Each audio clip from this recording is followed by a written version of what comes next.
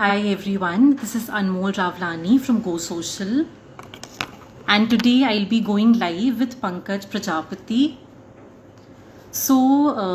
I'll introduce Pankaj. So Pankaj is a very popular photographer whose work spans in street travel, portraits, and concepts. And he believes that photography is not only about aperture, sharpness, tone, lens, but beyond that, if we say in his words, photography is an art of representing common things around in an uncommon way. So that's beautifully said. So I will welcome Pankaj now.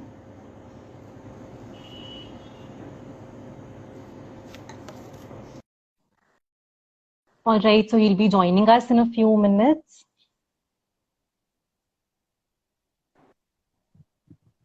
Hi Anmol, how are you? Hi Pankaj, hello, Hello, I'm good. hello. How are you? I'm good. I hope I'm audible. Yes, you are audible. Yeah. All right, so let's start. Okay. Yeah. So Pankaj, as I introduced you to everybody here, so let's start with the session, our masterclass series. Okay. Can you please just pin something so that whoever is coming live, it's visible to them Sure. that Yes, sure, I will what we do are doing that. here. Of course, I'll do that. Okay, so let's start with कौन सी type of photography and कौन सा genre is your favorite or you do in photography? I do street travel portraits and concepts I basically mix with all of the genres. Like in street also I try to go with slightly different type of photos, and portraits I just love to click conceptual portraits. I also click normal portraits, but normal portraits are for the commercial work, and conceptual portraits are for me. So that's the case. Right. And in travel also I try to like experiment with the frames, angles, and all the things. So all in all it goes like that. Okay, all right. So any advice you would give to beginners in street photography?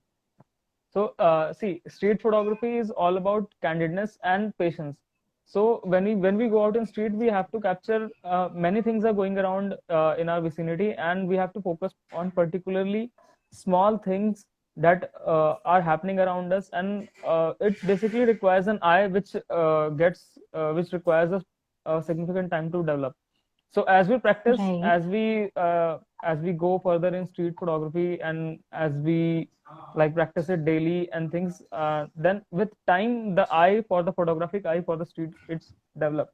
So basic thing required in Mm-hmm. street is absolutely the patience, and apart from that, the the dedication level should be like very much high, because it's not that things will happen just like that in front of you. Things will happen in their own pace of Right. time. You have to wait for them to happen, and you have to be agile enough to capture them very perfectly. So that's how street photography goes for me. It's all about candidness and whatever is happening in the street. So that's what I would suggest to the beginners. Oh, All right. And what about portrait photography? portraits, I love portraits because human to human connection is there in the portrait. Whether we are shooting a male model or a female model, we obviously get Mhm. connected with them, and as human beings are connected get connected more to the human. So that's Right. why it's like among the places and all the things, street portraits are very much my kind of things. So in Mm-hmm. portrait, whatever things that are going on, there are obviously many things that happen in portrait, but most of the thing boil down to the connection level that you maintain with your model. So Mm-hmm. whoever is the person whom with you are shooting, so you have to communicate with him. Or basically what I have seen that people are doing portraits of model, and they are hardly talking with her, and even she is getting uncomfortable, and the photographer is also getting uncomfortable. And Right. the problem is, if even 1% the model is getting uncomfortable, it will reflect in her expressions. So no matter what Of you do, course. you will not get exact the expressions that you absolutely want, that make a portrait shine from the rest. So that's how things are in the Mm-hmm. portrait. and it gradually portraits are a specific genre. They require a different set of editing skills and have like a different approach to them. So that's a complete different thing. But yes, I love portraits, and I love basically interacting humans is my pastime. So that's why I Right. love you. I love people. I love listening to their point of views. I love listening to them. So Mhm. Okay, all right. So, in this question only, somebody asked us that, how do you contact with models? Or do they approach you, or how is okay. it? How is the process Uh, done? uh, in portraits, in typical sense of portraits, it's basically that whoever is contacting, that is the person who is going to pay. So if the model is contacting me for the shoot, model is obviously gonna pay me, and if I'm contacting a model for my shoot, then I'm gonna pay the model for her time, makeup, money, Mm-hmm. whatever, like for her investment of time, I pay her. And if I have some thing, then I'll obviously pay her. And if she has some desires, or she has like some set of pics in her mind that she wants to get clicked, so that's how it goes. So Mm-hmm. so basically it depends on whose requirement it is. And if the All requirement is right. mutual, like I also want the shoot and model also want the shoot, and we are on the same page, like we have uh, some good shoots in the past, and we have some Mm-hmm. like mutual interest, like I have some collab for which I need a model, and the model wants to have her portrait, then it's basically a negotiation. So it's not Mm-hmm. a particular set of rule. Anybody can get paid, but obviously it boils down to your content. As a photographer, it depends on how best you can click a model, and in terms of model, it depends on how best you can like she can do justice to the photographer's vision. All right. All right. Okay, so people are asking, yes, everybody, you can put up your questions. I will definitely ask them. You can ask Oh, whatever you want to related to photography, editing, anything specific about Pankaj's journey and everything else. All right. yeah. Can you please pin like ask questions on like, or like Q&A session, or like, right? Just write a single liner and you can pin it. And Oh, actually, the all people right. who are Sure. there in the live, they can like new people, Mhm. then they can relate to what is exactly we are doing here. Yes, yes, I was doing that. All right. Okay, so 1 second. So let's begin with some editing specific questions, Pankaj. Okay. So, how do you edit in street photography? So in street photography, street is like in the pure sense of street photography requires very minimal editing. You are Mm-hmm. exactly capturing what is happening in the streets. You cannot tamper with the colors. You cannot tamper with the objects. It's not that you can remove some garbage or some bits of paper or some.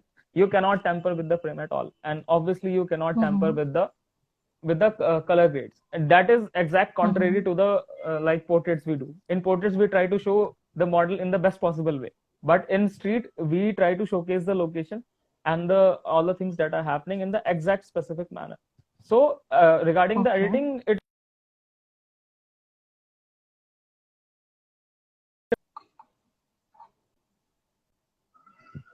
Mm-hmm. and I think some connection glitches there.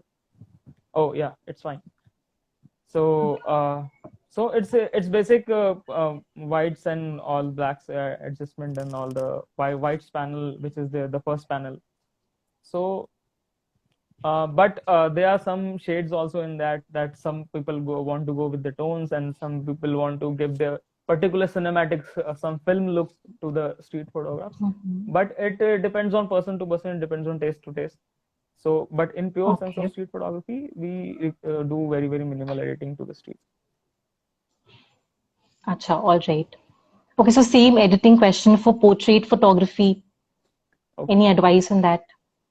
In portrait photography, uh, first of all, the essence of portraits is in the sharpness of the image. Like the eyes of the model should Mm-hmm. be always in the focus. So we target the eye, and then the face, and then the body of the model. That's how we like go stepwise. So in the Right. in portrait editing, the first thing is the things that should be sharp must be sharp, like the eyes and the nose and Mm-hmm. all the facial features. So we have to Mm-hmm. adjust the aperture value of the lens such that at least the full face of the model is visible, and it's very crisp, sharp. And Mm-hmm. if you do the edits and on the spot very right, then it requires color balance, whites adjustment, and the all the whites panel, highlights, blacks, shadows, and basically, and the colors here go along with the color theory. Like color theory is like that: if something is there in the background, it's the model should be wearing the contrasting color to it. Like you must have seen, like Right. the teal orange, like the sky is bit teal, and the model is bit in the orange shade, or there are various themes on which we can work on. But the basic thing Mm-hmm. is that our eyes should see, and this is the fact. Like our eyes, this is a very fact that our eyes see brightest part of the image first. So in Mm-hmm. in image, that brightest part should be model, not the environment. Like if the environment is very lit on the background, the first thing you will see the environment and not the model. So the Right. so this is the most important thing while clicking portraits, that while clicking as well as in post processing, that the model as well as the overall look and the specifically the face of model should be against a darker background or a contrasting background. If both All are same right. brightness, then the background should be a contrasting color, so that our eyes should see the first thing, which is our model. Okay. All right. I think that is self-explanatory, and people, you answered their questions. Okay. So let's move on to your some. Give us some ideas on mobile photography. Oh, I actually started from phone photography only. So basically, Mm-hmm.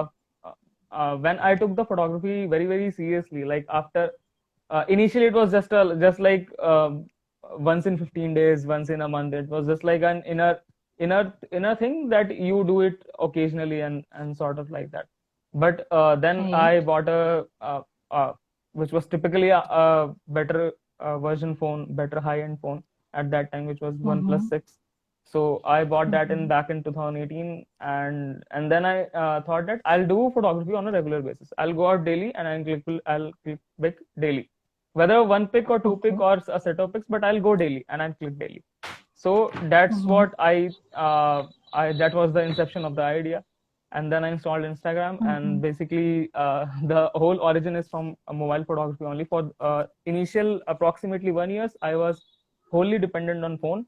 And regarding phone Mm-hmm. photography, it's that key phone. The best part is you don't have very much. You are not much confused about the settings.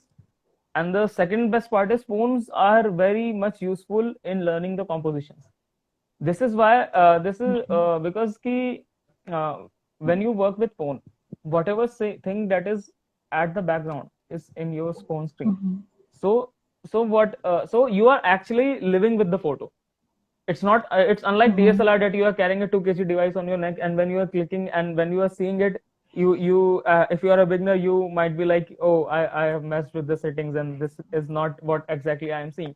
But when you operate Mm-hmm. a phone, even when you click a normal selfie or a normal picture, the today's Mm-hmm. phone are very much capable of capturing the things as it is. Like the smartphones technology and the photography part has developed very vigorously in past few years. So Right. you're practically living with the photo, and then and when you are practically living with the photo, you have all the flexibility of adjusting with the phone. Like if you think that this Mm-hmm. thing is not including in me, you can move this side and you can move this side. You can like that only. And Acha. the second best part is you start becoming a better photographer, because you don't have a zoom, you don't have optical zoom. Like there is some zoom in phone, but that is more of a digital zoom, not optical zoom. It's not the play of Mm-hmm. lenses, it's digitally zoomed. So your legs are your All zoom. right. Well, when you are in handling your phone, you move up down, you are like very much running from here and there to capture exactly the shot. So that is the best part of the in the phone department. And as we talked just about the street photography, so if you are capturing some street, and you if likewise we discussed that street photography should always be candid, and so should be the purest form of the candidness. So when you are obviously when you are carrying a 2 kg device around your neck, people will start noticing. People will think that, oh, you are a reporter, or you are a something from magazine, or something. But when you are with the phone, they are like, oh, he's clicking something. They are engrossed in their work. So Right. so even when you have a phone, or anybody has a phone, he should not feel down that I don't own a very much hefty device, and I'm just handling a phone. How can be a photographer? How can I do such things? But these all things are possible because of the phone only, and the small form factor is very much useful. And regarding phone photography, the thing is, most of the phones are now coming with the pro mode. Like, you can obviously have Right. some settings in which you can change. So obviously you try to learn the pro mode, and try to pro mode is something which they have introduced, which is between the phone and the DSLR.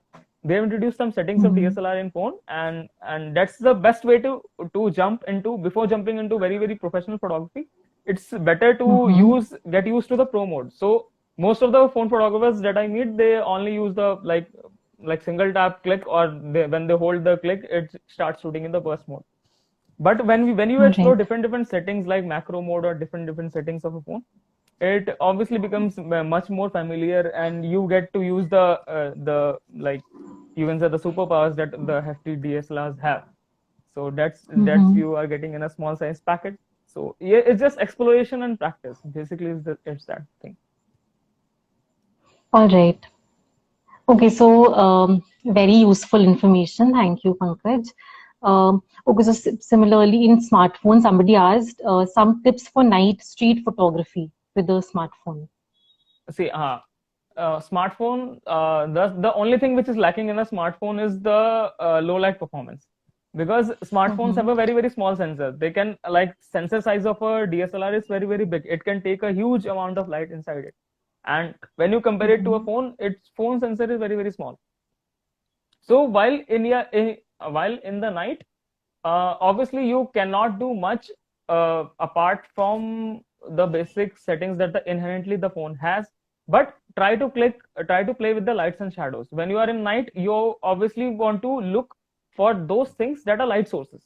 When you're looking for the light sources, at least the things that are light source, or the things that are falling within the light source, those are very, very lit, and those are captured with the clear details. But when you are capturing All right. something very, very dark with the phone, it obviously is gonna pixelate. So that's the thing you should keep in mind. Okay, all right. I guess And there are some somebody many asking, questions that are scrolling here by. yeah, I know. Sorry, I can't read the comments, guys, but Anmol is there to help me, and she's okay. Yes, yes, sure. I'm putting up their questions. So, in mobile screen, somebody asked that the screen tones are different. So, how to adjust in editing the color blanks? Okay. First of all, when you start editing in a phone, first of all, turn off your night mode, or reading mode, or something which every phone has, which basically warmifies the skin, warmifies the LED panel of the phone. So Right. basically what people do is they edit some photo in the night, and when they say in the morning, they see it more on the bluish side, or something different from the what they were getting at night, and they totally forget to keep off the night mode of the phone. So basic color thing is like that only. And some people are might be asking that when we post on Instagram, we post obviously via phone, whether we do Right. our post processing on computers, or we edit our photos in Lightroom mobile app. But you have to upload on the Instagram from phone. So there's a thing called True Color monitors which you can buy. True Color monitors in the PC give exact value of the screen of that color. Like green is portrayed as actual green, but in phone screens it comes a bit more saturated, because phone screens are AMOLED screens. So AMOLED screens have All a right. bit more saturation level. And the funny part is, most of the people are 95% of people are browsing Instagram on phone only. So, and phones have a Right. bit oversaturated skin, oversaturated like color tone. So when you are editing some pictures on PC, then then before uploading it directly to Instagram, two things you can do. You can first of all up the saturation level of that photo directly in that editing in the PC only, so that it compensates for when transferring in the phone. Or second thing is that you can transfer that file in phone. It will obviously look bit washed, so then adjust the values in that phone only. But obviously, when you are editing in some photo in the PC and then you are posting it on Okay. Instagram, you have to take some precautions because you can't do that directly, because it will obviously, what you are saying, it will exactly it exactly produce the difference in the color tone. So Okay. that's it. All right. All right. So same with skin tones, as you are talking about. Somebody is asking, how do you maintain skin tones while trying to do a moody edit? Okay. Yeah.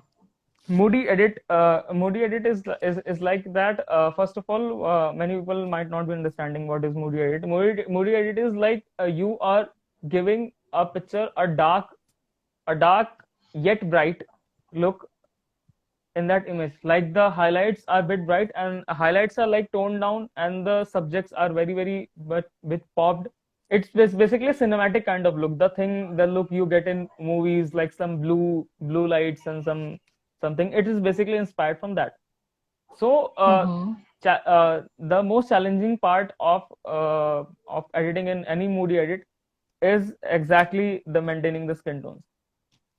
For maintaining the skin tones, the first thing you need to focus is on the orange part of the color mix. There's an option of color mix in which you can change exactly single color of the whole photograph. In orange, while you are selecting the orange, you have to increase the luminance part of it. Like the orange, our skin tones are governed by orange and yellow colors. So if someone is like fair, then it will be more on the yellowish side, and if someone is a bit neutral in color, the orange color will govern basically the skin tones. So if you have to maintain the skin tones, you have to keep the saturation of orange bit low and luminance of orange bit high. If you do these two things, it will compensate for any darken. Like if you're giving a like cinema kind of look, then whole scene becomes a bit dark. So how you maintain the skin tones? You maintain by increasing the luminance. Okay. All right. So I think his question is answered very well. All right. So coming to how split toning, like about split toning and tint, like what do you have to say about that? Split toning is basically a setting in Adobe Lightroom in which you select different color shades for highlights as well as shadows. So if I am standing if I am standing here and if some light is falling on me and there is some background of a green color, then the things that are shady part, that things that are coming under my shadows, those fall in the shadows part, and those that are directly under the light, those comes in the highlight part.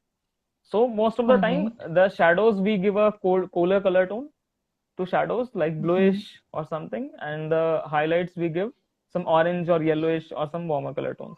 So it's basically when you edit an image, it is comprised of many colors. Like every color is inherently present in your photograph. Like if your photograph has 5 colors, all the 5 colors will be presented. So the problem is that if too many colors are present in the image, then it's very difficult to focus on what's going on actually in the image. So if you if there are 5 colors in an image and highlights part, you give a slightly warmer look. So all the brighter colors like orange, yellow, and some reds, and some some part of greens, they'll become of a slightly uniform tone. They'll get you a slightly uniform tone, and the shadows part, the dark part, grays, all the grays, blues, blacks, they'll get us a uniform tone. So the picture looks very uniform. So basically, when you want different colors in highlights and different colors in shadows, basically split toning means mixing of two tones. That's how split toning works. And when you adjust the tint means overall look or overall theme or overall color scheme of the image is changing. So when you slide the tint part, overall picture is becoming like bit warmer or it's getting the overall overall wash of a particular color. Like if you select tint of a pink, then overall picture will be slightly get a pink shade to it. And split tones is basically mixing of two tones. Okay, all right. So I am a non-photographer, but the concept you're explaining very nicely. सब समझ में आ रहा है मेरे को. Oh. my Yeah. pleasure. Because most of the people who have joined here are obviously photographers, but Yeah. you might not be a proper photographer, but if you are understanding, then it's very, very good Yes, from my yes, part. yeah, understanding. Yeah. So as you're talking about colors, is photography about color grading or manipulation is also allowed? If yes, then how? How Oh, much? photography is obviously the core of photography is the color grading only, because there are two things. Like if you do manipulation, you can be a good digital artist, you can get a job at Disney, or you can design some cartoons. It's basically what you are thinking, you are putting in that on a paper, whether by hand. If you do it by hand, it's called painting. Those people are called painters. And if you do make Mhm. posters for some movies or something, those are called digital artists. And Right. if you are a photographer, the camera are your eyes. Whatever you see in a particular situation, you try to capture it to your camera. And because our eyes have a high dynamic range, and what we understand by dynamic range is our eyes can see brightest of white and darkest of black. Like if we are in very, very dark room, we can still see some things. But Right. camera's dynamic range is very, very narrow. Camera can't see pitch Mhm. dark. The moment Mhm. you take it to a slightly dark, it will become full dark. And the moment you take it to a slightly brighter part of the area, it will become full bright. And our Right. eyes have a huge range. Like we can see the brightest of bright and darkest of dark. So that's the thing with that. And sorry, I forgot the context. I'm sorry.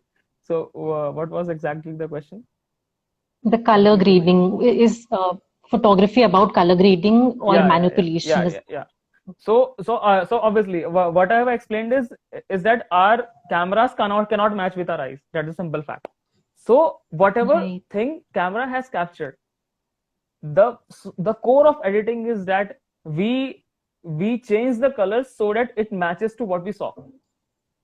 Mhm. If I saw a very vibrant image, I put up my camera, it captured a bit washed image. I put up the picture in my laptop, I adjust the color so that it matches with what I have seen. Right. So that's the whole logic. So photography is obviously all about the color grading, but there are some limitations which are very, very personal to people. Some people like to replace the skies. Like if they went to see some place and they have some sky in their mind, they are obviously photographers, but they allow it's up to your ethics and your judgment. Nobody is going to judge you. It's obviously an art form. Your art is your art, none of my art. So that's the thing. Right. Some people like to remove some garbage, okay, and if you take it to a full color grading part, then also it's not very, very true, because when we go for fashion portraits or something, you have to remove the blemishes, you have to remove the scars of the model.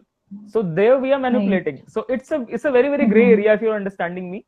It's not an on and off switch, but it's somewhere grays between them, that some part of manipulation seems to be okay in terms of photography, like removing the blemishes or some garbage or some racks or some papers are there in the background, then you are free to remove it. Some people take it to bit far with replacement of sky, they are okay with it. But in purest Mhm. form of photography, it's all about basically the color grading. It's all about matching your camera with your eyes. So that's how things All work. right. Right. Okay. So, about different types of metric modes in photography, Oh, metering and your modes, metering experience. modes. Okay. Yeah, So metering modes. Sorry. metering modes are basically how your camera adjusts the exposure level of an image, like the brightness level of an image. Like Okay. you have a camera, you have a focus point. Just imagine that all the people that who are looking, like you have a camera and you have a focus point. So Mhm. there are various type of meterings.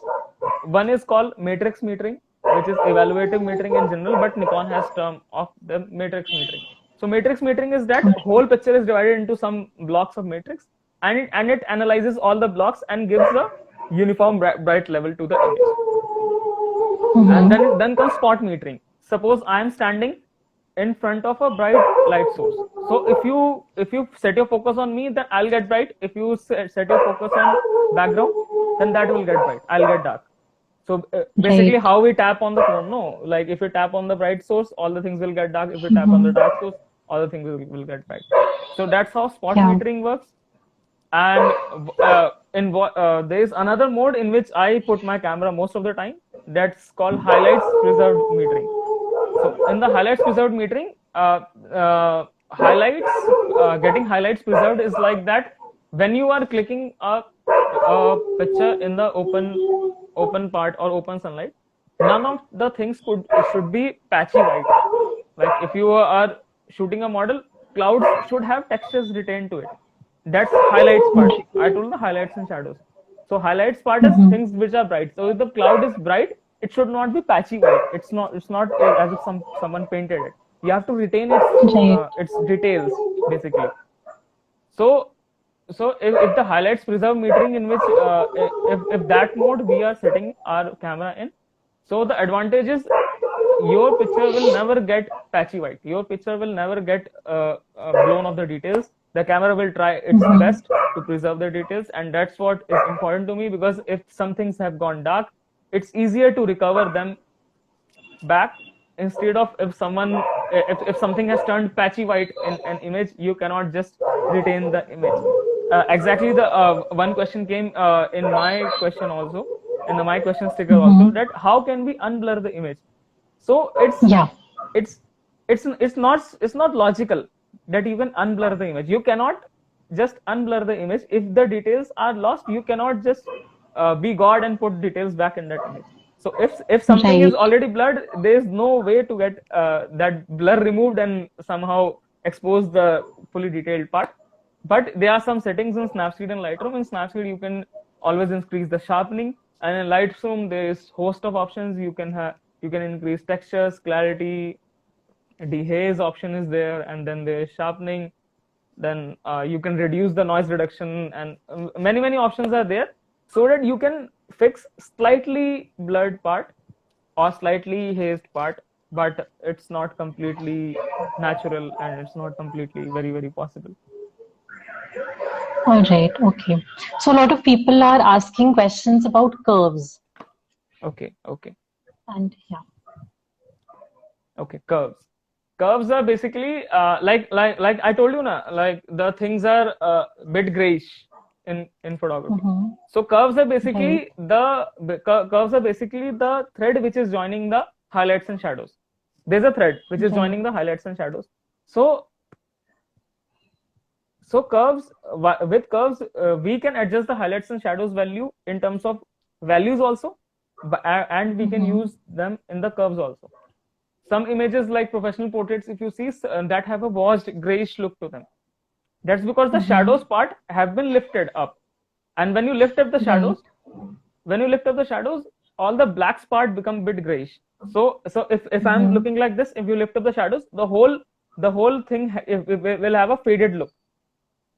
Like it gives very aesthetic look, and when you reduce the highlights, if the bulb is behind me is glowing very bright, it will just tone down it. So it will balance the highlights and shadows. So curve is basically the dance between the highlights and shadows. The more you play with it, the more you understand the nature of the curve. So you can obviously do it by values, but I'll suggest it do it by yourself using practice, and like basically it's all about the experimentation. And curves are very useful in the moody edits also. Many people asked earlier about the moody edits. So curves play a very important role. There is a main tone curve, then there is RGB curve. So the more you experiment with the curves, the more you get hold to it. So that's all about the practice and watching some tutorials, watching some photographers, learning from them how they're editing their photographs. So that's how things goes. all right. So as we're talking about curves, people are also asking any references to learn it from YouTube, or where do they learn it from? Any specific tutorial? The curves, I told curves is basically the dance between the highlights and shadows. So every dance form is different. Like if I if I eat vegetables, then I want a particular taste of salt in my vegetable, and some other person might like Right.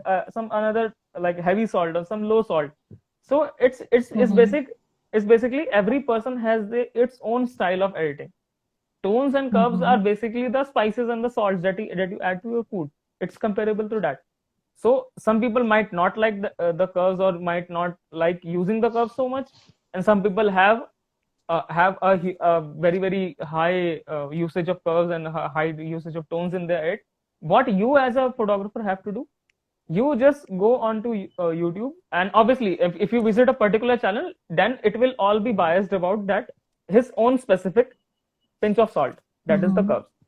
So All so right. it's so rather than suggesting one or two names, I'll suggest people to do their own research, go to YouTube, Mm-hmm. watch different channels, see what channel suits to their taste, learn their post processing, try to learn from them, try to learn their host of videos, host of channels available on a single search. You just go, you just have to go and search, and there are like many options available.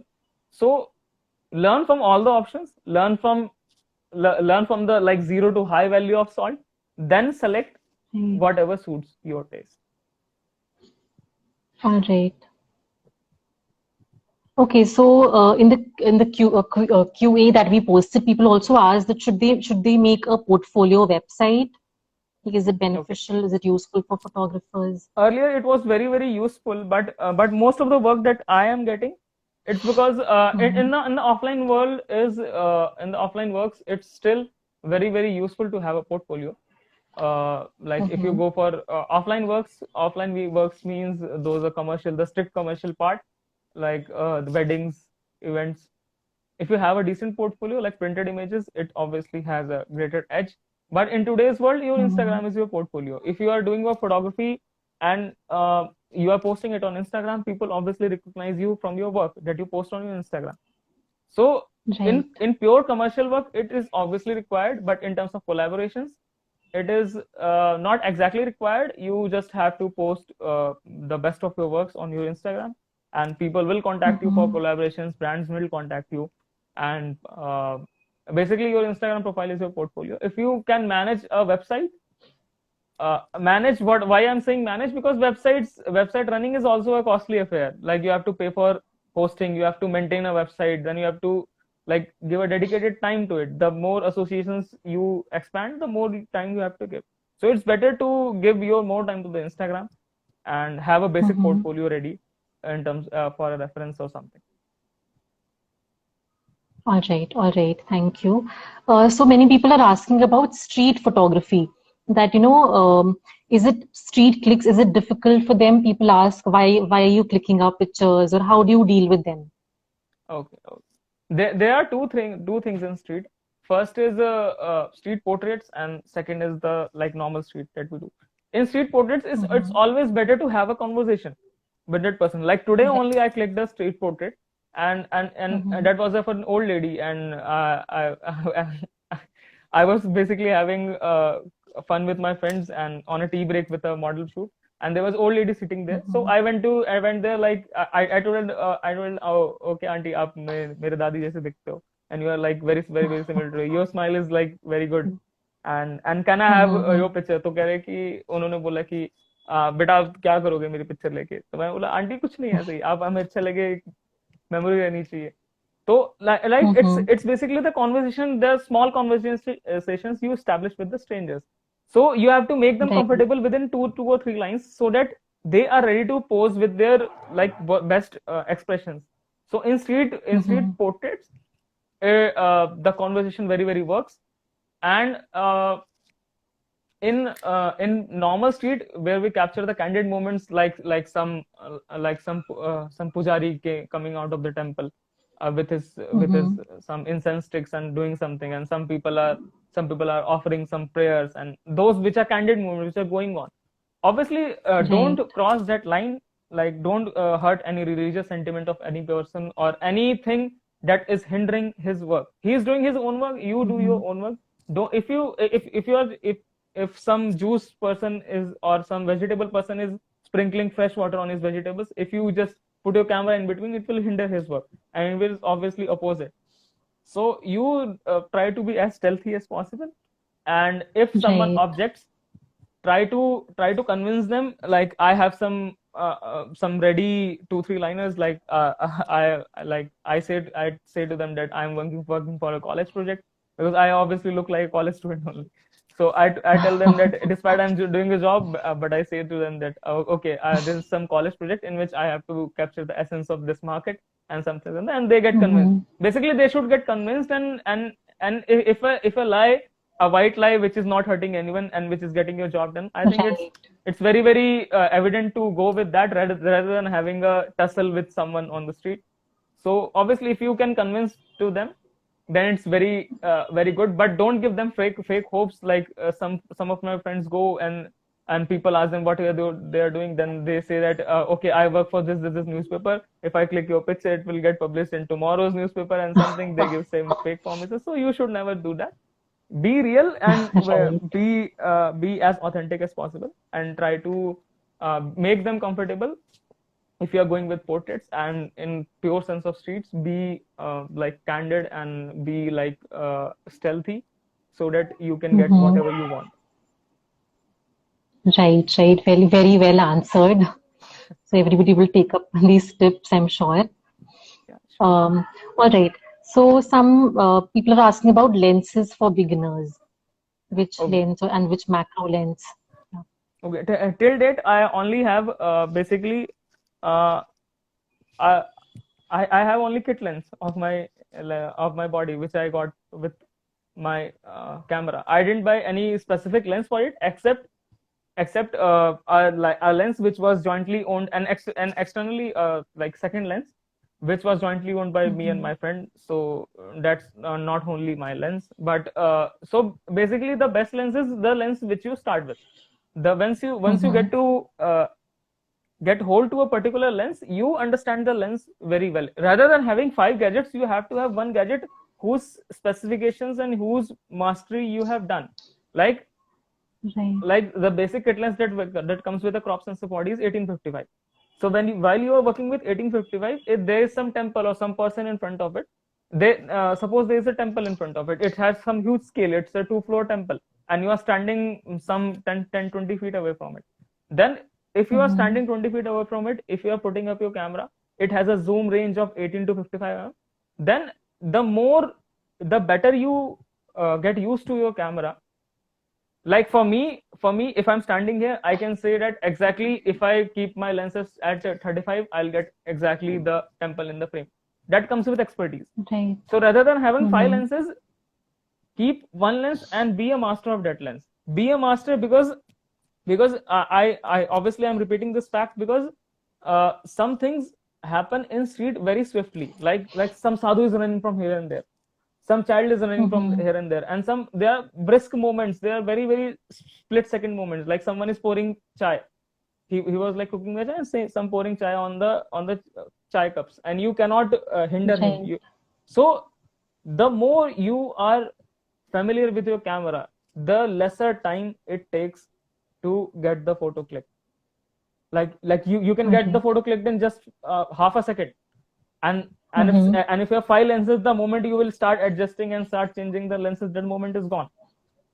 So that's the problem. So whatever lens you have, if you have your kit lens, start from that. And if you are into portraits, buy a 50 mm lens, 50 mm 1.8 or 50 mm 1.4. That's the best lens for getting depth of field, like some nice bokeh.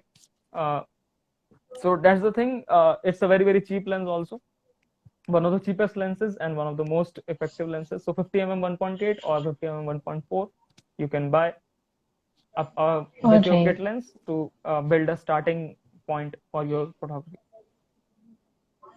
All right. Okay.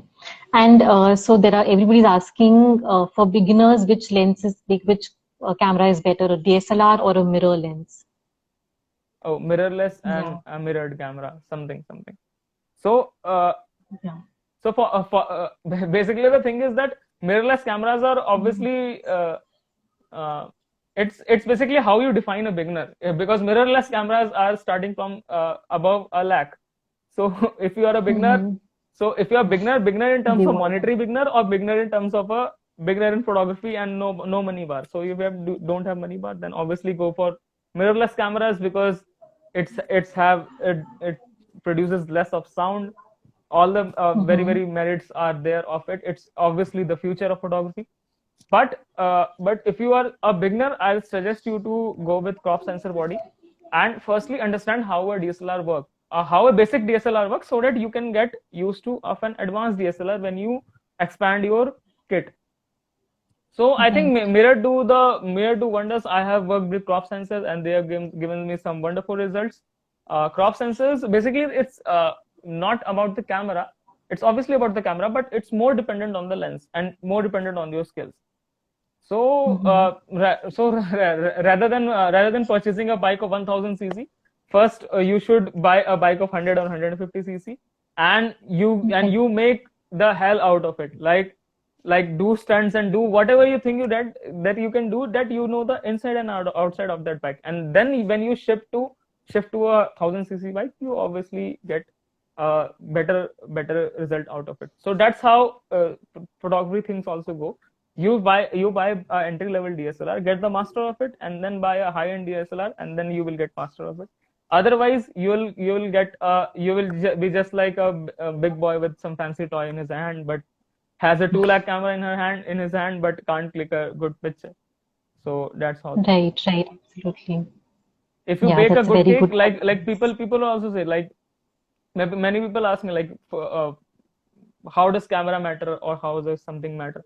So Anmol, like if suppose you are baking a cake and someone is asking, oh, which microwave it was? This is so nice cake. So does it make sense? It doesn't make sense, because having a better microwave doesn't produce a better cake. Cake is dependent on the quality of the person. Microwave obviously depends, because it can cook in lesser amount of time or some other features. But basically it's you. So that's how exactly the photography works. So that's the thing. I think that's the best analogy I can come up with right now. So that's how. Yeah, that's a beautiful answer. So photography is an art. So the device doesn't matter. That means.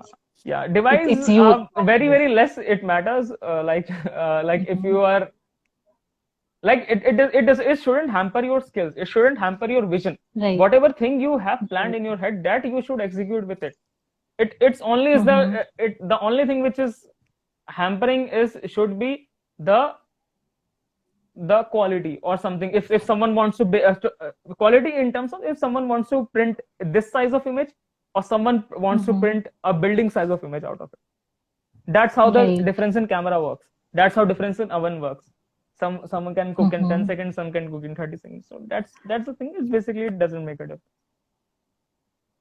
Right.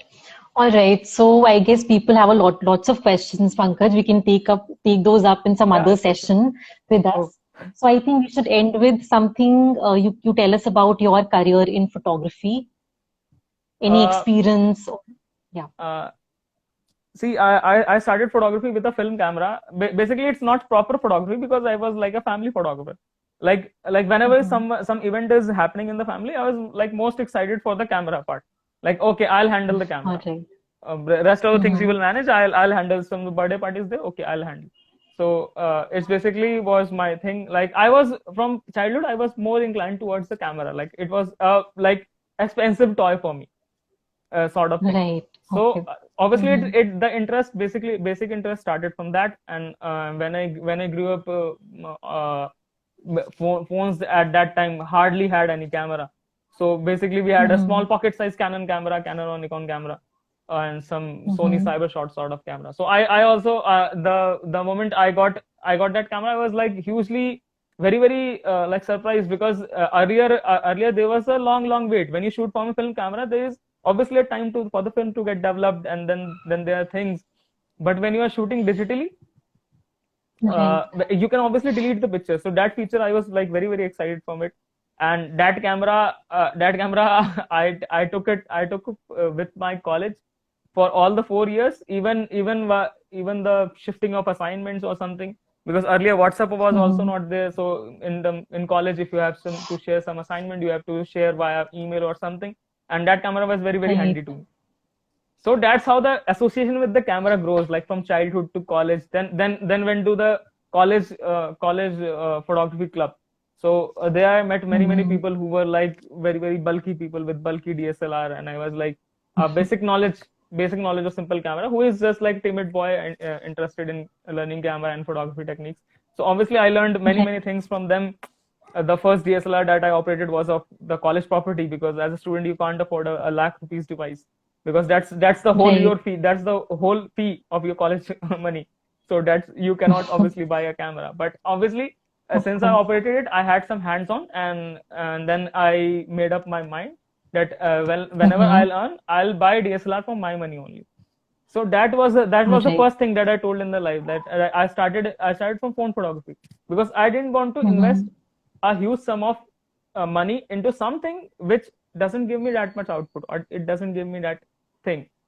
So that's how it went. Then after phone photography, then I bought my DSLR.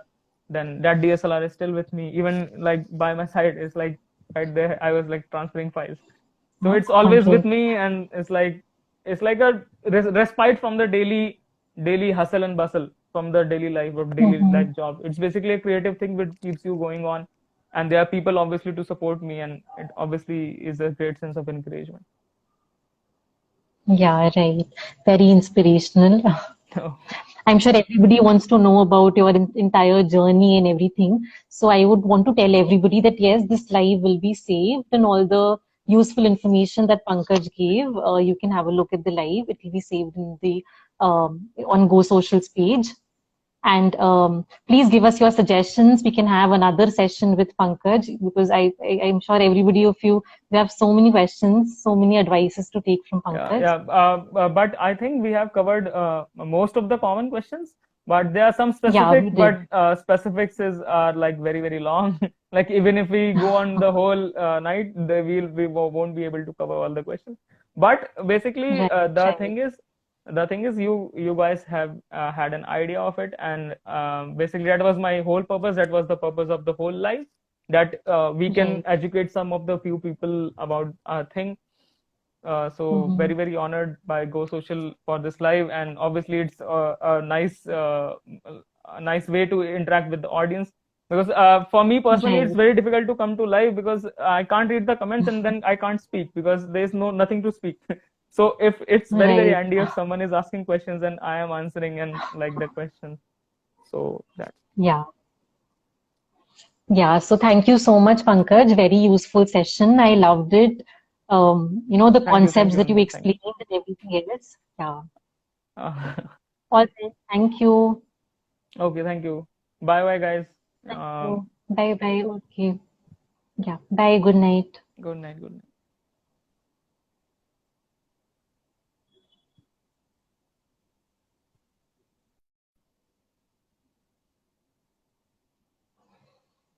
Oh, shit.